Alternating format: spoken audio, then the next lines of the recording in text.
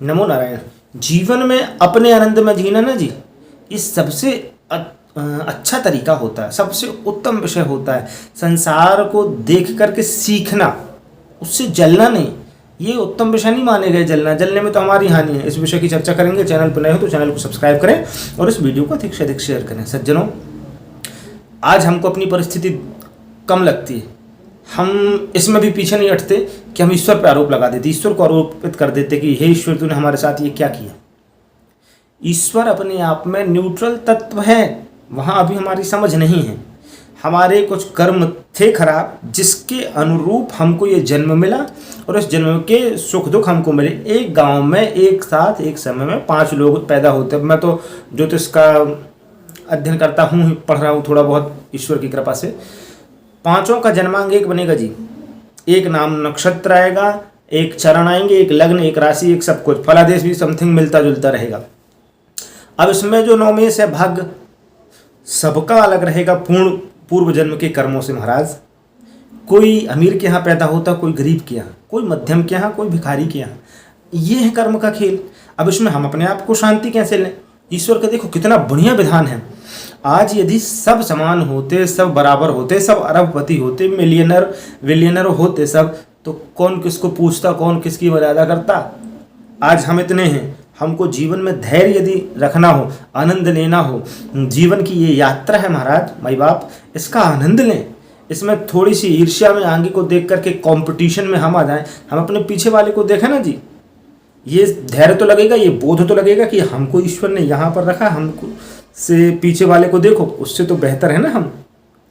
ये ज्ञान जीवन में जिसके अंदर आ जाता है, वो बोधत्व को प्राप्त होता है, वो ज्ञान को प्राप्त होता है। सुनना सुनाना ये तो बहुत दूर की बात है, पर उपदेश कुशल बहु तेरे बताने के लिए 17 आ जाते हैं महाराज। हम भी बता सकते हैं, ऐसी बहुत सारी कथाएं हमारे पास हैं, बहुत कुशल है सुन राम जी की कृपा से सब कुछ। पर वास्तविक आनंद क्या है? वास्तविक आनंद यही है, हम अपने आप को देखें, फिर संसार का दर्शन करें कि ईश्वर ने हमको कहाँ रखा है। हमको बहुत अच्छी परिस्थिति में है, जो हमारे भाग्य में उससे बहुत ज़्यादा ईश्वर हमको दे रहा। जब ये गणित हम सीख जाएंगे ना, तब हम पाएंगे कि हमारे अंदर शांति का प्राकट्य हो गया और हमारे अंदर जो परम आनंद है। राजा यदु प्रसंग आया है, तो जा रहे थे, घोड़े में घुड़सवार थे, सिक्योरिटी आजू बाजू सब कुछ। वहीं भगवान दत्तात्रेय मिट्टी में लौट रहे थे महाराज, मिट्टी में ऐसे लटपट होते। देखा राजा यदु ने, बोले हम तो इतनी टेंशन में हैं, इतनी चिंता में हैं, ये कैसे महाराज सब कुछ कर रहे।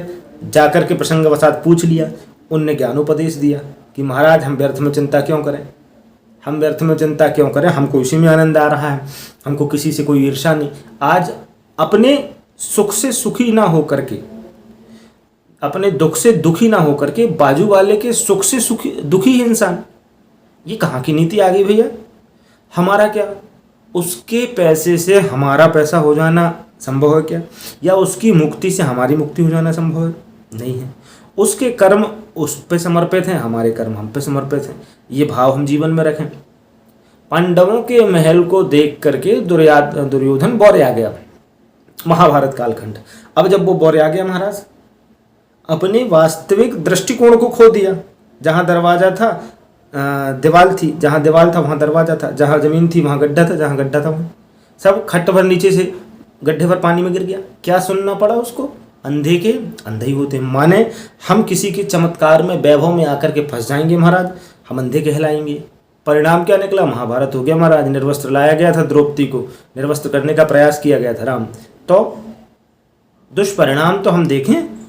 आनंद से जीने का सबसे सरल तरीका ये है। मान लो कदाचित हमको कभी ऐसा भाव आए कि राम जी ने हमको बड़ा दुख दिया, या हमको बड़ा कष्ट दिया, हमको इतनी निर्धनता दी, गरीबी दी, हम अपने पीछे वालों को देख लें। इसीलिए इतने सारे गरीब, इतने सारे अमीर, इतने सारे मध्यम, इतने सारे पीड़ित, इतने सारे बीमार, इतने सारे दुखी लोग संसार में पाए जाते हैं। एक दूसरे को देख करके तो ज्ञान लें। अब आजकल इन विषयों को कोई सुनना नहीं चाहता, कोई ऐसी विषय जानना भी नहीं चाहता, पर आज इच्छा हुई तो साझा करना चाहा। बात अच्छी लगी हो तो चैनल को सब्सक्राइब करें और इस वीडियो को शेयर करें, और हो सके तो कमेंट में अपनी राय अवश्य दिया करें। नमो नारायण।